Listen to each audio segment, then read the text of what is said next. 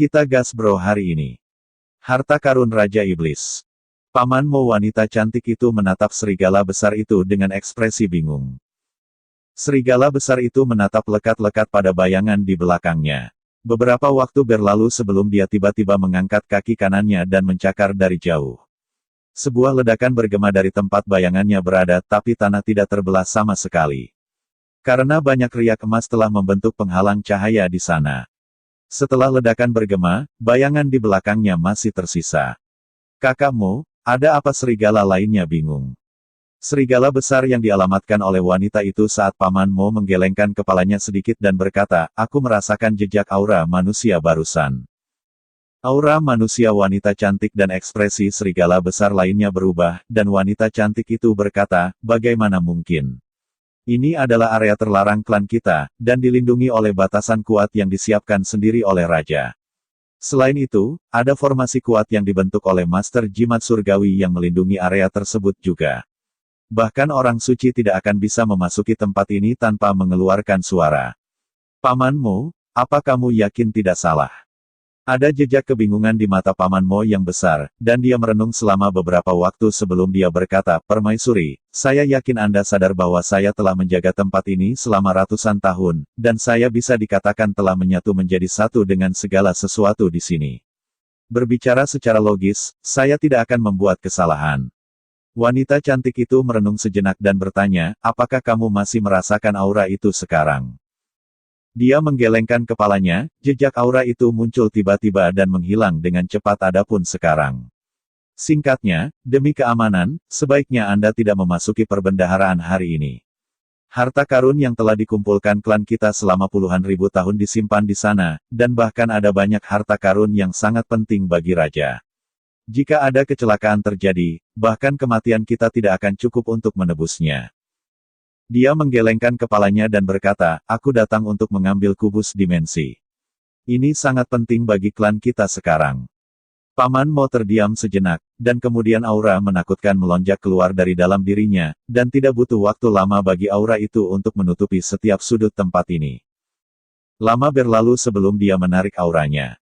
Wanita itu bertanya, apakah Anda menemukan sesuatu? Dia menggelengkan kepalanya, tidak ada. Mungkin saya benar-benar melakukan kesalahan. Silakan masuk.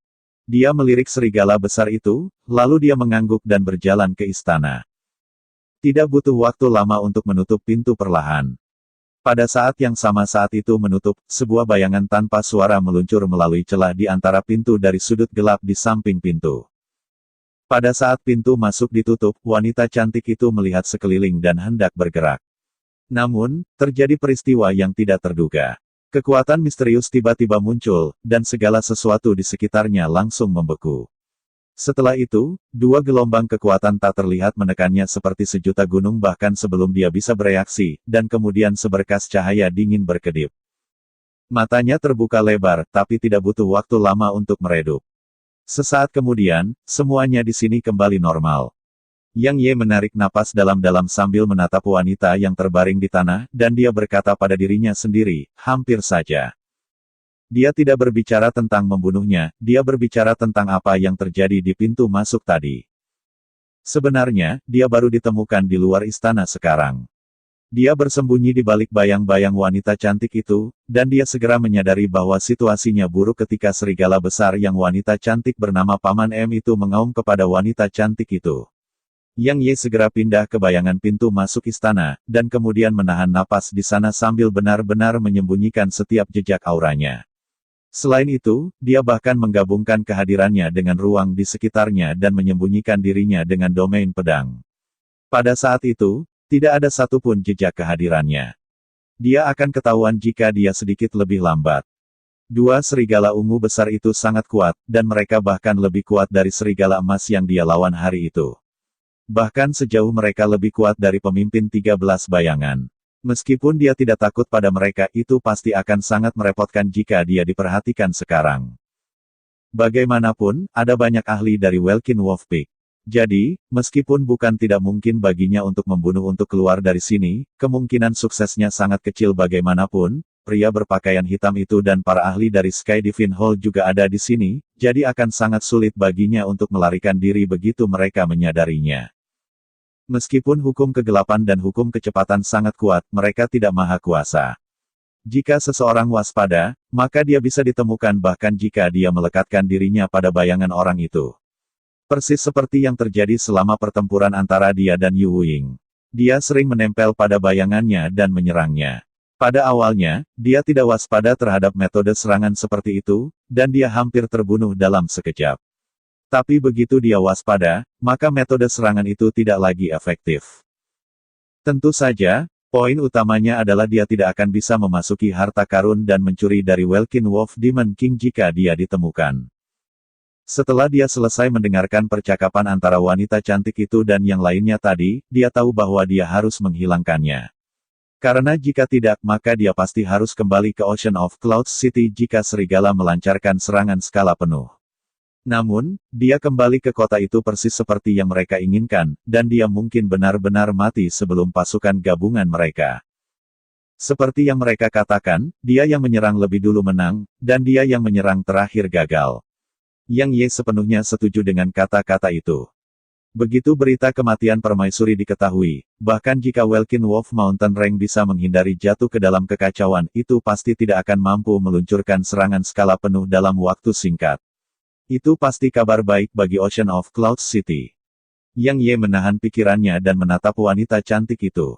Dia juga berada di peringkat tinggi dari alam setengah Sein, tetapi kekuatan tempurnya tidak terlalu tangguh, dan bahkan lebih lemah dari serigala emas sebelumnya. Itulah mengapa dia berani membunuhnya. Tentu saja, dia pasti akan mati bahkan jika kekuatannya sebanding dengan pria berpakaian hitam itu. Karena Yang Ye telah mengaktifkan domain pedang, 2 maksud peringkat kuasi void, dan 2 hukum pada saat yang sama. Bisa dikatakan 90% dari kekuatannya 90% dari kekuatan penuhnya. Yang Ye berpikir sejenak sebelum dia melambaikan tangan kanannya, dan taring emas di genggamannya terbang ke telapak tangannya. Ada alasan lain mengapa dia mengambil risiko untuk membunuhnya di sini, dan itu adalah taring emas itu. Karena dia memasuki harta karun, bagaimana dia bisa pergi dengan tangan kosong namun, dia sangat sadar bahwa jika dia tidak membunuhnya, maka dia akan dipaksa untuk pergi ketika dia melakukannya. Jika tidak, dia akan terjebak di sini.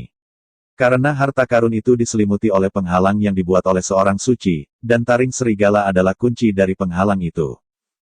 Kekuatannya saat ini sama sekali tidak cukup untuk menerobos penghalang, jadi satu-satunya cara untuk menghindari pergi dengan tangan kosong adalah dengan membunuhnya.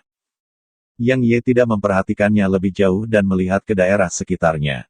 Ada 13 ruangan tersegel tidak terlalu jauh darinya, dan mereka dibersihkan dengan label isinya, seperti senjata, tanaman obat, biji, inti dalam, kristal. Namun, tidak ada yang diberi label sebagai teknik budidaya atau teknik bertarung.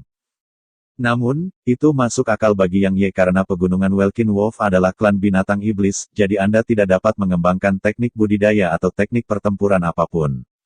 Karena mereka tidak berguna bagi binatang iblis, mereka secara alami tidak disimpan. Yang Ye pergi ke satu stone kamar, ruang berlabel jamu. Ruangan itu sebenarnya tidak memiliki pintu, dan hanya ada jejak taring serigala di dindingnya. Yang Ye tidak ragu-ragu menempatkan taring emas ke dalam cetakan. Sinar cahaya yang menyilaukan segera melintas, dan kemudian dinding batu ruangan itu mulai bergerak perlahan. Segera setelah itu dibuka, seuntai keharuman yang pekat menyerang wajahnya, menyebabkan seluruh tubuhnya terasa segar. Yang Ye terkejut dengan perkembangan ini, dan dia memfokuskan pandangannya ke dalam ruangan. Dia melihat bahwa ada sekitar 100 rak giok di sana, dan masing-masing dari mereka memiliki semua jenis ramuan roh, buah roh, bunga roh, dan berbagai ramuan obat lainnya yang tidak dikenali Yang Ye. Yang Ye melirik mereka dan memperhatikan bahwa ada lebih dari 10.000 total di sini, dan masing-masing dari mereka benar-benar berada di peringkat Sein. Peringkat Sein semuanya. Yang paling penting, Yang Ye terkejut saat mengetahui bahwa sebenarnya ada beberapa tanaman obat yang dibutuhkan untuk memperbaiki pil jiwa bagaimanapun, Xiao Qi masih tertidur lelap. Jadi, sekarang dia memiliki bahan obat ini, dia hanya perlu meningkatkan pencapaiannya di bidang alkimia, dan dia bisa segera bangun. Selain itu, ramuan obat di sini dapat digunakan untuk memurnikan pil obat berharga lainnya. Jadi, Yang Ye tidak bisa tenang lebih lama lagi. Mereka milikku semua milikku. Yang Ye menarik sarung kuno itu dan melambaikan tangan kanannya. Semua rak giok di sekitarnya terbang berurutan menuju sarung kuno, dan tidak butuh waktu lama baginya untuk mengambil semuanya. Yang Ye tidak menyia-nyiakan lebih lama lagi di ruangan ini, dan ia segera menuju ke 2 kamar. 2 ruang diberi label dengan biji kata. Jelas itu pasti diisi dengan batu dan biji berharga. Benar saja, itu diisi dengan segala macam biji, dan ada lebih dari 10.000 juga. Yang terpenting, semuanya setidaknya berada di peringkat Saint. Selain itu, bahkan ada beberapa di tingkat rendah dari peringkat surgawi. Saya kaya Yang Ye benar-benar tidak dapat mempertahankan ketenangannya, dan wajahnya dipenuhi kegembiraan dan kegembiraan. Semua yang tersisa baginya untuk melompat dengan gembira.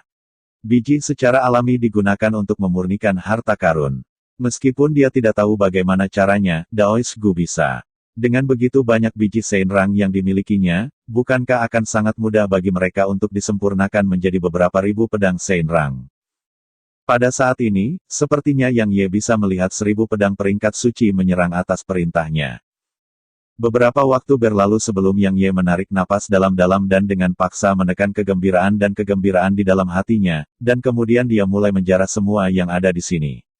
Dalam waktu kurang dari beberapa saat, semua biji berada di dalam selubung kuno. Sepertinya Raja Iblis ini sangat kaya hehehe.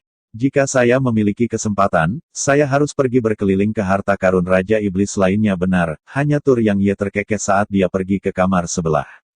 Dia baru saja membukanya ketika untaian energi yang sangat murni menyerang wajahnya. Yang Ye sedikit terkejut dengan ini, dan dia benar-benar tercengang saat menyaksikan pemandangan di dalam ruangan.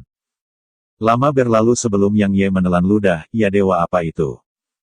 Ini kesalahpahaman, percayalah kepadaku. Yang Ye telah membuka ruang kristal. Ruangan itu dipenuhi dengan energi putih susu, dan itu sangat padat sampai-sampai tampak seperti susu. Tentu saja, itu bukan susu tetapi energi roh. Itu adalah energi roh yang padat sampai mengambil bentuk padat. Yang Ye secara alami tidak akan terkejut jika itu hanya energi roh. Karena tidak peduli seberapa murni dan melimpahnya, itu tidak bisa dibandingkan dengan energi valet primordialnya. Dia kaget karena ada binatang iblis putih susu kecil di tengah ruangan. Binatang iblis kecil itu bulat dan gemuk, dan bulunya putih bersih. Telinganya sangat panjang dan tajam seperti pedang di ujungnya. Mulut kecilnya seperti membentuk angka 3, dan pipinya sedikit bungkuk seperti sedang menahan nafas. Selain itu, ekornya berbentuk seperti sambaran petir, berwarna putih susu murni seperti tubuhnya. Tubuhnya tanpa henti memancarkan untaian energi putih, dan energi putih mengalir tanpa henti ke sekeliling dan memenuhi ruangan. Benda apa itu? Yang Ye sedikit mengernyit. Tiba-tiba, orang kecil berkulit putih itu membuka mulutnya, dan kemudian dia mengeluarkan kristal berwarna ungu seukuran telapak tangan. Yang Ye tercengang saat melihat kristal itu. Kristal ungu, bagaimana mungkin? Mata Yang Ye dipenuhi dengan keterkejutan dan ketidakpercayaan. Setelah dia tiba di dimensi Radiant, dia menemukan bahwa ada jenis batu energi lain yang melampaui batu energi tingkat ekstrim. Itu bahkan lebih murni dan lebih langka dari batu energi tingkat ekstrim, dan itu disebut kristal valet. Alasan kristal valet tidak ada di benua yang mendalam adalah karena intisari energi valet diperlukan untuk membentuk kristal semacam itu, dan energi ungu inti dari benua yang mendalam telah lenyap sejak lama. Seberapa berharganya kristal valet ini? Untuk menempatkannya dalam perspektif, satu kristal valet dapat ditukar menjadi 10 juta batu energi tingkat ekstrim, dan bahkan tidak ada pasokan untuk itu pada tingkat pertukaran seperti itu. Mengapa itu sangat berharga? Karena itu berisi quintessence valet energi, dan kemurnian energi di dalamnya bukanlah sesuatu yang bisa dibandingkan dengan batu energi tingkat ekstrim. Kristal valet bisa dikatakan hanya untuk orang suci. Sangat sulit untuk membentuk kristal ungu. Setidaknya, hanya vena roh tertentu yang dimiliki oleh kekuatan peringkat platinum yang mampu membentuk kristal seperti itu, dan butuh setidaknya 100 tahun untuk terbentuk. Sekarang, kristal ungu sebelumnya benar-benar keluar dari mulut si kecil berwarna putih itu, dan total ada 5 yang duduk di depannya. Yang Ye cukup terperangah dengan pemandangan seperti itu. Sementara itu, anak kecil berkulit putih itu menatap Yang Ye, dan Yang Ye menyadari bahwa matanya juga berwarna putih susu. Orang kecil berkulit putih itu menatap Yang Ye sebentar, lalu tiba-tiba mengangkat kaki kecilnya dan merentangkannya ke arah Yang Ye. Namun, itu baru saja terbentang sedikit sebelum penghalang cahaya keemasan muncul di sekitar anak kecil itu. Begitu cakarnya menyentuh cahaya keemasan, anak kecil berkulit putih itu segera menarik kembali cakarnya seolah-olah telah disetrum oleh listrik, dan kemudian ekspresi sedih muncul di wajahnya. Setelah itu, dua aliran air mata putih susu mengalir keluar dari mata. Bahkan jika dia memiliki hati yang membatu, pemandangan seperti itu telah meluluhkan hati Yang Ye. Jelas, anak kecil kulit putih itu sedang dipenjara di sini. Bagaimana Yang Ye bisa menyaksikan sesuatu yang begitu tragis berlanjut? Yang Ye berjalan ke arah si kecil berkulit putih dan mengungkapkan senyuman yang menurutnya akan tampak sangat ramah, apakah kamu ingin meninggalkan tempat ini? Anak kecil berkulit putih itu dengan cepat menganggukkan kepalanya ke titik kepalanya hampir menyentuh tanah, dan kemudian mengangkat kepalanya dan sepertinya memohon dengan matanya saat menatap Yang Ye. Yang Ye bertanya, sudah berapa lama kamu di penjara di sini? Ia mengangkat pion kecilnya, berpikir sejenak dan mengangkat salah satu cakarnya. Sudut mulut Yang Ye bergerak-gerak karena cakar anak kecil itu tidak memiliki ujung, dan juga bulat dan halus. Yang Ye menggelengkan kepalanya tanpa daya, lalu menepuk dadanya dengan ringan. Sinar cahaya ungu melintas sebelum cerpelai ungu muncul di bahunya. Dia tidak bermaksud mengganggu kesembuhannya, tapi dia tidak punya pilihan lain. Hanya bulu ungu yang bisa berkomunikasi dengan si kecil berkulit putih. Setelah dia turun di bahunya, dia dengan santai melingkarkan lengannya di lehernya sebelum menggosok kepalanya tanpa henti ke dia. Apakah kamu memulihkan diri atau tidur? Yang Ye tidak tahu apakah harus tertawa atau menangis saat melihatnya tampak seperti masih grogi. Wajah bulat kecilnya langsung berubah sedikit merah, dan dia mulai mengusapkan kepalanya lebih cepat ke wajahnya. Setelah bermain dengannya sejenak, bulu ungu itu akhirnya menatapnya pada si kecil berkulit putih. Jejak permusuhan segera muncul di matanya pada pandangan pertama karena bocah kulit putih itu membuatnya merasa terancam. Sementara itu, anak kecil berkulit putih itu juga sedang melihat cerpelai ungu, dan matanya dipenuhi rasa ingin tahu. Bulu ungu itu menunjuk pada si kecil putih, menunjuk ke Yang Ye, dan kemudian mulai menggerakkan tangan sementara tatapan hati-hati ada di matanya. Menamparkan. Yang Ye memukul pantatnya dengan ringan dan berkata, hentikan itu dan bicaralah. Dia memelototinya dengan malu, itu seorang gadis. Kamu tidak boleh punya ide tentang dia. Wajah Yang Ye menjadi gelap ketika dia mendengar itu, apakah saya orang yang seperti itu bagi Anda? Bulu ungu itu mendengus, dan kemudian dia berbalik untuk menatap si kecil berkulit putih itu dan berkomunikasi dengannya. Tatapan Yang Ye berangsur-angsur berubah serius saat bulu ungu diterjemahkan untuknya. Ternyata anak kecil berkulit putih itu sebenarnya adalah Raja Sprite, tapi dia adalah Raja Energi Sprite. Apa yang dimaksud dengan Raja Energi Sprite itu adalah Raja Sprite yang lahir dari energi roh. Adapun bagaimana anak kecil kulit putih itu lahir atau di mana dia dilahirkan, dia tidak memiliki ingatan tentang itu. Saat Yang Ye memberitahu cerpelai ungu untuk menanyakan kemampuannya, jawabannya menyebabkan sudut mulut Yang Ye berkedut lagi. Karena energi Raja Sprite sedikit tidak berguna jika dibandingkan dengan keberadaan seperti Lei Lin dan Xiao Ying. Karena energi Sprite King tidak memiliki kemampuan menyerang. Tentu saja, mereka juga sangat berharga. Karena dia bisa memberi makan energi roh dan menciptakan energi roh. Selain itu, dia bahkan bisa membuat kristal ungu. Itulah mengapa dia dipenjara di sini. Menurutnya, Raja Iblis Serigala Welkin telah memenjarakannya di sini selama lebih dari 600 tahun. Pada saat itu, Raja Iblis Serigala Welkin bahkan bukan seorang suci. Selain tidur, dia telah menciptakan kristal ungu selama 600 tahun lebih ini. Baik Yang Ye dan bulu ungu itu terdiam saat mereka mengetahui semua itu. Tidak ada permusuhan tersisa di mata cerpelai ungu, dan bahkan ada sedikit rasa kasihan di sana. Yang Ye merenung lama sekali dan berkata, aku bisa membebaskanmu, tapi aku punya syarat. Anak kecil kulit putih itu tidak mengangguk setuju kali ini, dan dia menatap Yang Ye dengan ekspresi yang cukup menyedihkan. Jelas, dia berpikir bahwa dia akan memenjarakannya untuk menghasilkan kristal ungu hanya untuknya. Yang Ye berkata, saya bermaksud untuk meminta Anda untuk tinggal di sisi saya. Tapi jangan khawatir, saya tidak akan memenjarakan Anda. Saya hanya ingin Anda tinggal bersama saya selama 10 tahun, dan Anda harus memberi saya kristal ungu itu jika Anda memilikinya selama waktu itu. Setelah 10 tahun berlalu, kamu dapat memutuskan apakah kamu ingin terus tinggal di sisiku, dan aku tidak akan menghentikanmu bahkan jika kamu berniat untuk pergi. Mata anak kecil berkulit putih itu berbinar. 10 tahun hanyalah momen baginya. Bagaimanapun, selama mereka tidak terpengaruh oleh elemen tertentu dari dunia luar, maka keberadaan yang lahir secara alami dari dunia seperti dia bisa hidup sampai dunia ini hancur. Namun, dia tidak benar-benar mempercayai Yang Ye dan malah menatap cerpelai ungu. Bulu ungu adalah binatang yang menguntungkan dan sering membenamkan dirinya dalam energi valet primordial, jadi sangat mudah bagi binatang iblis dan harta karun lainnya untuk memiliki perasaan yang baik tentangnya. Bulu ungu itu mengangguk. Begitu dia melihat bulu ungu mengangguk, dia segera menatap Yang Ye dan mengangguk untuk menunjukkan persetujuannya. Yang Ye mengangguk ringan, lalu dia melangkah maju. Begitu dia melakukannya, penghalang cahaya keemasan muncul di sekitar anak kecil berkulit putih itu, dan itu menyelimuti dengan sempurna. Bulu ungu menggosok telinga Yang Ye sementara kekhawatiran dan keseriusan memenuhi matanya. Yang Ye tersenyum, "Jangan khawatir. Itu akan baik-baik saja." Yang Ye berjalan menuju penghalang cahaya emas saat dia berbicara. Jelas penghalang cahaya telah dibuat oleh Raja Iblis Serigala Welkin. Gelombang energi yang menakutkan menyapu dari dalamnya bahkan sebelum Yang Ye mendekat. Gelombang energi itu juga sangat kuat. Pada saat ini, anak kecil berkulit putih memiliki ekspresi serius di wajahnya, dan juga ada kegembiraan di sana. Yang Ye menatap penghalang cahaya keemasan, dan gumpalan keganasan melintas di matanya.